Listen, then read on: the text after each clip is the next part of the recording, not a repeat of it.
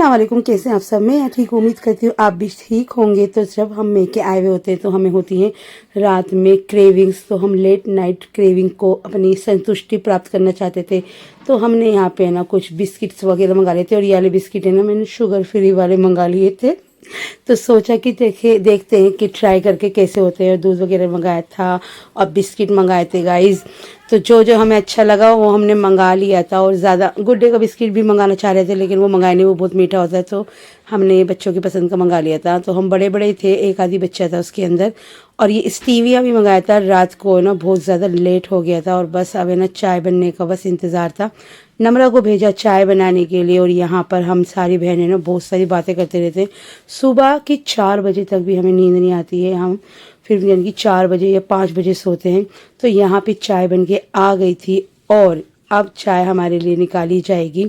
और ये सारे बिस्किट वगैरह हम ट्राई करेंगे। और गाइस ये बिस्किट हमने मंगा तो लिए थे, लेकिन ये बाकी किसी को पसंद नहीं आए, क्योंकि ये बहुत ज़्यादा फीके थे। पर मुझे तो बहुत अच्छे लगे। जैसे कि मैं बिल्कुल फीका बिस्किट ढूंढ रही थी ना गाइस, वो मुझे मिल गया। अभी आप मेरे घर में रखा हुआ देखेंगे, क्योंकि मुझे तो बहुत ज़्यादा अच्छा लगा है। तो यहाँ पे इनको ना सबको ये जिम जैम पसंद आया था। ये था ब्लूबेरी वाला, बहुत ज़्यादा टेस्टी था और मज़ेदार था। तो हमने खा के अपनी क्रेविंग को ना संतुष्टि प्राप्त कर ली थी। और उसके बाद भी हमने बहुत सारी बातें करी, और फिर हम यानी कि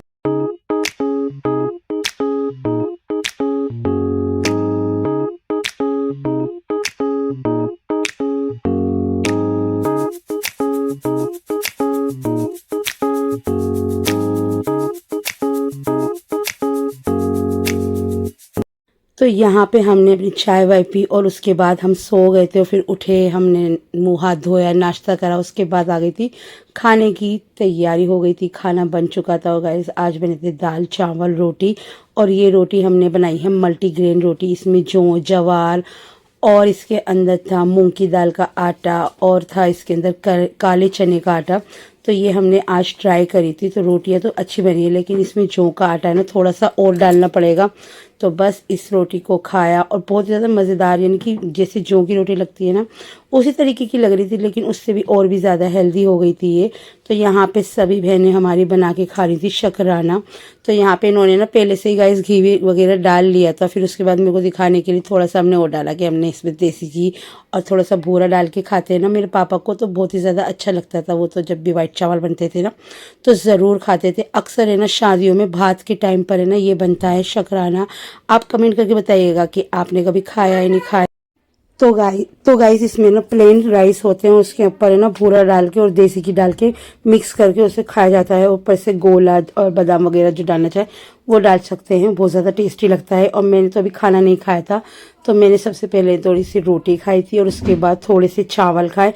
और खाना खा के फिर हमने बनाई थी गर्मा गर्म चाय, क्योंकि चाय जब तक नहीं पियो तो मज़ा ही नहीं आता है। और हमें तो सबको ही बहुत अच्छी लगती है चाय। चाय लवर से हमारे घर में थोड़ी थोड़ी देर बाद चाय बनती रहती है। और उसके बाद हमने बहुत सारी बातें करी। जब भी हमारी यहाँ बैठक बैठ जाती है और हम बातें करते रहते हैं। और रात में बनाए थे भाभी ने आलू अंडे, जो कि बहुत ज़्यादा बेहतरीन थे। और मैंने इनको ना आलू अंडों को यानी कि एक रोटी भी खाई थी, और थोड़े से चावलों के साथ खाया था गाइस। यानी कि हमारे यहाँ अलग तरीके से बनते हैं, लेकिन भाभी ना अपने तरीके से बनाती हैं ये वाला। तो ये भी है ना बहुत अच्छे लगते हैं। मेरी अम्मी को ने जब ये वाले खाए थे ना तो उनको भी बहुत ज़्यादा पसंद आए थे। तो बस इस व्लॉग को मैं यही करने जा रही हूँ। And like share and subscribe करना ना भूलें। और हमें इंस्टाग्राम फेसबुक पे भी फॉलो करें, क्योंकि हम वहाँ पर भी कंटेंट डालते रहते हैं। अल्लाह हाफ़िज़।